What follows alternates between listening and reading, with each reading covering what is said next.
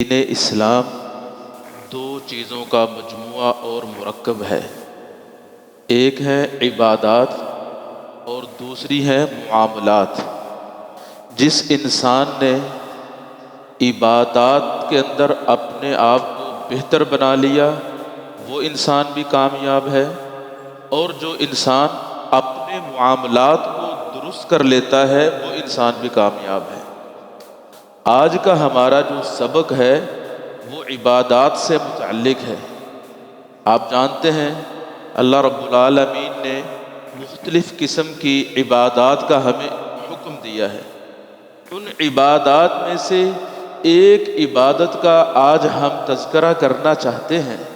وہ ایسی عبادت ہے جسے ہم میں سے اکثر لوگ عبادت سمجھتے ہی نہیں، حالانکہ اگر قرآن و سنت کو دیکھا جائے اس کی امپورٹنس بہت زیادہ ہے۔ اس کے بغیر انسان کی زندگی امپوسیبل ہے، ناممکن ہے، اور حال یہ ہے کہ ہم اسے عبادت ہی نہیں سمجھتے۔ وہ ایسی عبادت ہے اگر کوئی پریشانی ہو، کوئی تکلیف ہو، وہ عبادت کرنے سے وہ پریشانی اور تکلیف ختم ہو جاتی ہے۔ اگر کوئی پریشانی اور تکلیف دکھ آنا ہو، آپ وہ عبادت شروع کریں تو وہ دکھ اور پریشانی آتی ہی نہیں۔ اگر آ چکی ہو آپ وہ عبادت کریں تو وہ پریشانی، وہ دکھ، وہ تکلیف ختم ہو جاتی ہے۔ اگر بظاہر ختم نہ بھی ہو تو آپ کے نامہ اعمال میں وہ اجر لکھ دیا جاتا ہے۔ قیامت والے دن جس کی ہمیں ضرورت ہوگی وہ قیامت والے دن ملے گا۔ وہ عبادت دعا ہے، اپنے رب کے سامنے ہاتھ پھیلانا ہے، اپنی جولی کو پھیلانا ہے، اپنے رب کے سامنے اپنی آنکھوں سے آنسوؤں کو بہانا ہے، اللہ تعالیٰ سے مانگنا، یہ بہت بڑی عبادت ہے۔ اسی وجہ سے رب تعالیٰ فرماتے ہیں وَقَالَ رَبُّكُمُ ادْعُونِي أَسْتَجِبْ لَكُمْ۔ تمہارا رب کہتا ہے میرے دروازے پہ آؤ، میری چوکھٹ پہ آ کے اپنا سر رکھ کے دیکھو تو صحیح، مانگو تو صحیح، میں تمہاری دعاؤں کا جواب دوں گا۔ اور ساتھ ہی فرمایا إِنَّ الَّذِينَ يَسْتَكْبِرُونَ عَنْ عِبَادَتِي، جو لوگ میری عبادت سے تکبر کرتے ہیں۔ تمام مفسرین کا اس بات پر اتفاق ہے اس آیت میں عبادت سے مراد دعا ہے، تو اللہ تعالیٰ کہتے ہیں سَيَدْخُلُونَ جَهَنَّمَ دَاخِرِينَ، تو ایسے لوگوں کو ذلیل و رسوا کر کے جہنم میں داخل کیا جائے گا۔ بلکہ اگر دین اسلام کا خلاصہ نکالنا ہو، تمام عبادات کا خلاصہ نکالنا ہو تو وہ دعا ہے۔ محمد الرسول اللہ صلی اللہ علیہ وآلہ وسلم نے فرمایا ان الدعاء والعبادہ، کہ اپنے رب کو پکارنا، اپنے رب کے سامنے جھک جانا، اللہ تعالیٰ کے سامنے اپنی جولی کو پھیلا دینا، یہی عبادت ہے۔ بلکہ ایک اور حدیث میں رسالت مآب صلی اللہ علیہ وآلہ وسلم نے فرمایا لیس شیء اکرم علی اللہ من الدعاء، کہ اللہ تعالیٰ کے ہاں جتنی بھی عبادات ہیں ان ساری عبادات میں سے اگر کوئی معزز ترین، زیادہ عزت والی، مقام و مرتبے والی اگر کوئی عبادت ہے تو وہ دعا ہے۔ اسی وجہ سے حدیث میں آتا ہے حضرت ام سلمہ رضی اللہ تعالیٰ عنہ فرماتی ہیں کہ فجر کے بعد جب نبی علیہ السلام اپنے دن کی ابتدا کرتے کون سی دعا کرتے تھے؟ فجر کے بعد سب سے پہلی دعا جب نبی علیہ السلام اپنے دن کی ابتدا کرتے تو یہ دعا مانگا کرتے تھے اللہم انی اسألک علما نافعا ورزقا طیبا وعملا متقبلا، اے اللہ میں تم سے علم نافع کا سوال کرتا ہوں، ورزقا طیبا اور رزق حلال کا سوال کرتا ہوں، وعملا متقبلا اور ایسی عبادت کا سوال کرتا ہوں جسے تو شرف قبولیت بخشے۔ اب دیکھیں نبی علیہ السلام اللہ تعالیٰ سے مانگ رہے ہیں، اللہ تعالیٰ سے کوسچن کر رہے ہیں، تو اس حدیث میں ہمیں یہ پتہ چلا جب انسان کے دن کی ابتدا ہو اسے سب سے پہلے علم نافع کا سوال کرنا چاہیے۔ علوم تو بہت زیادہ ہے لیکن وہ نفع بخش نہیں ہے۔ اسی وجہ سے نبی علیہ الصلوۃ والسلام یہ بھی دعا کرتے تھے، اللہم انی اعوذ بک من علم لا ينفع، اے اللہ میں ایسے علم سے پناہ مانگتا ہوں جو نفع بخش نہیں۔ تو ہمارے پاس علم تو ہوتا ہے نماز پڑھنے کا، روزہ رکھنے کا، صدقہ و خیرات کرنے کا، حج عمرہ کرنے کا، اچھے اعمال کرنے کا، لیکن وہ نفع بخش تب بنے گا جب ہم اس پر عمل کریں گے۔ تو یہی دعا نبی علیہ السلام اللہ تعالیٰ سے کرتے ہیں۔ اور ساتھ ہی انسان کو جو دوسری چیز ہے وہ کیا ہے؟ وہ رزق ہے، کھانا پینا ہے۔ صبح سے لے کے شام تک جو باغ دوڑ کرتے ہیں وہ کھانے پینے کے لیے ہے، اس کی بھی نبی علیہ السلام نے دعا مانگی، وَرِزْقًا طَيِّبًا، اے اللہ رزق حلال وافر مقدار میں عطا فرما۔ اور آخری چیز، جب انسان کو نفع بخش علم بھی مل جائے، وافر مقدار میں رزق بھی مل جائے، تو پھر انسان چاہتا ہے اس کی جو عبادات ہیں وہ قابل قبول ہو جائیں۔ اور نبی علیہ السلام نے یہ دعا مانگی، وَعَمَلًا مُتَقَبَّلًا۔ تو جو انسان فجر کی نماز پڑھتا ہے، نماز کے بعد یہ دعا مانگتا ہے، گویا وہ سنت نبوی پر عمل کرتا ہے۔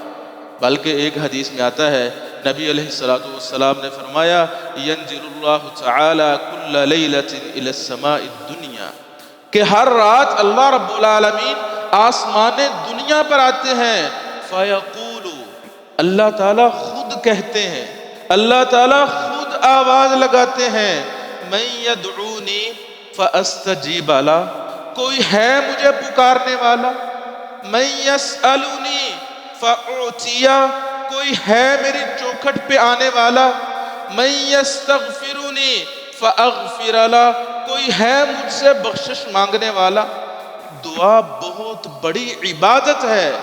ہم میں سے اکثر لوگ دعا کو عبادت سمجھتے ہی نہیں، اگر سمجھتے بھی ہیں بوقت مشکل دعا کرتے ہیں، ایک دو مرتبہ دعا کرتے ہیں، بظاہر دعا قبول نہیں ہوتی، چھوڑ دیتے ہیں، مایوس ہو جاتے ہیں۔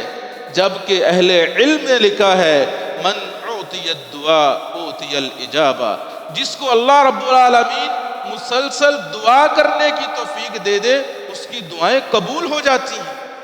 حدیث میں بھی یہی بات نبی علیہ السلام نے فرمائی، یستجاب لأحدکم ما لم یعجل، اس وقت تک تمہاری دعائیں قبول ہوتی ہیں جب تک تم جلدی نہیں کرتے۔ فیقول دعوت فلم یستجب لی، کہ انسان ایک دو مرتبہ دعا کرتا ہے، کہتا ہے میں نے اپنے رب کے دروازے پہ بہت دستک دی، میرے لیے تو دروازہ کھلا ہی نہیں، میری پریشانیاں حل ہی نہیں ہوئی، میری مشکلیں حل ہی نہیں۔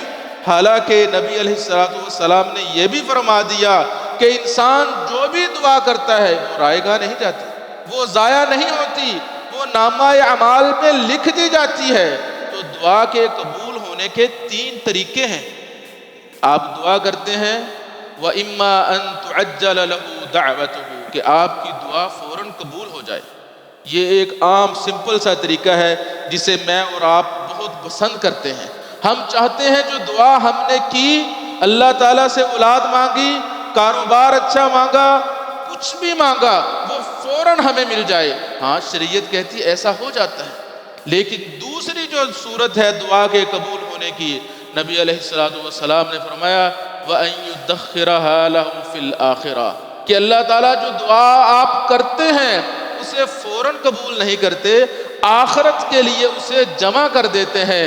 قیامت والے دن جب انسان ایک ایک نیکی کو ترس رہا ہوگا، اس وقت وہ دعا آپ کے کام آئے گی۔ اور تیسرا طریقہ دعا کے قبول ہونے کا، نبی علیہ السلام نے فرمایا کہ انسان پر کوئی پریشانی آنی ہوتی ہے، کوئی دکھ، کوئی آفت آنی ہوتی ہے، کوئی مشکل آنی ہوتی ہے، اس دعا کی وجہ سے اللہ تعالیٰ وہ پریشانی اور مصیبت کو ٹال دیتا ہے۔ تو دعا رائے گاہ نہیں جاتی۔ اور جتنی بھی عبادات ہیں، جتنی بھی دعائیں ہیں، وہ دو قسم کی ہیں۔ یہ بات بہت سمجھنے والی ہے۔ جتنی بھی دعائیں ہیں ان کی کتنی قسمیں ہیں؟ دو قسمیں ہیں۔ ایک ہے دعا المسئلہ، ایک ہے دعا العبادہ۔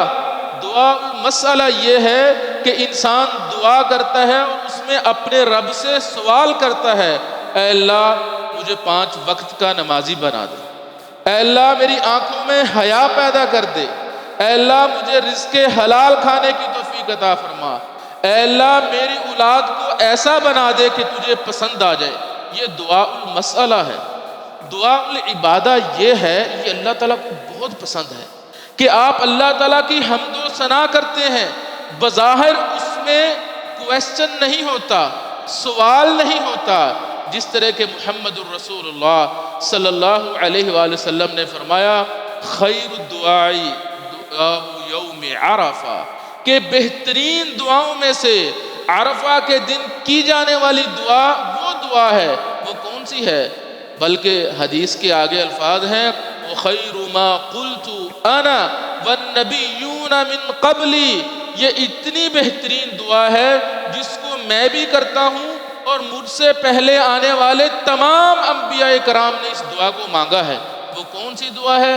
لا الہ الا اللہ وحدہ لا شریک لہ لہ الملک ولہ الحمد یحیی ویمیت وہو علی کل شیء قدیر، کہ اس کائنات کو پیدا کرنے والا وہی ایک معبود برحق ہے، وہی زندہ کرتا ہے، وہی مارتا ہے، وہ ہر چیز پر قادر ہے۔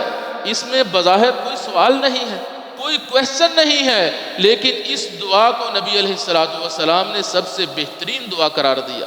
اسی طرح حضرت یونس علیہ السلام نے جو دعا مانگی تھی اس میں بھی انہوں نے اللہ تعالیٰ سے کوئی سوال نہیں کیا تھا، لا الہ الا انت سبحانک انی کنت من الظالمین۔ تو یہ دعا العبادہ ہے کہ آپ اپنے رب کے سامنے ہاتھ اٹھاتے ہیں، اللہ تعالیٰ کی حمد و ثنا بیان کرتے ہیں، اللہ تعالیٰ کی تعریف کرتے ہیں، اللہ تعالیٰ کی تقدیس بیان کرتے ہیں، تو اللہ تعالیٰ کو بہت پسند ہے کہ کوئی اللہ کا بندہ رات کی تنہائیوں میں ہاتھ اٹھائے، اپنی جولی پھیلائے، اپنے رب سے مانگے۔ یہ بہت بڑی عبادت ہے، بلکہ حدیث میں آتا ہے من لم یسأل اللہ یغضب علیہ، اللہ اکبر۔ دنیا میں اگر آپ کسی سے مانگے نا تو وہ ناراض ہو جاتا ہے۔ اداری مانگنا ہو، ایک دفعہ مانگ لے دے دے گا، دوسری دفعہ مانگے وہ کہے گا اس نے تو روز کا کام بنا لی، تیسری دفعہ مانگے بالکل نہیں دے گا، جبکہ اللہ رب العالمین کا یہ اعلان ہے من لم یسأل اللہ یغضب علیہ، جو اپنے رب سے نہیں مانگتا رب تعالیٰ اس پر ناراض ہوتے ہیں۔ اللہ تعالیٰ کی رحمت ٹھاٹھے مار مار کر یہ کہہ رہی ہے ہم تو مائل بکرم ہیں، کوئی سائل ہی نہیں، راہ دکھلائیں کسے، کوئی راہ روے منزل ہی نہیں۔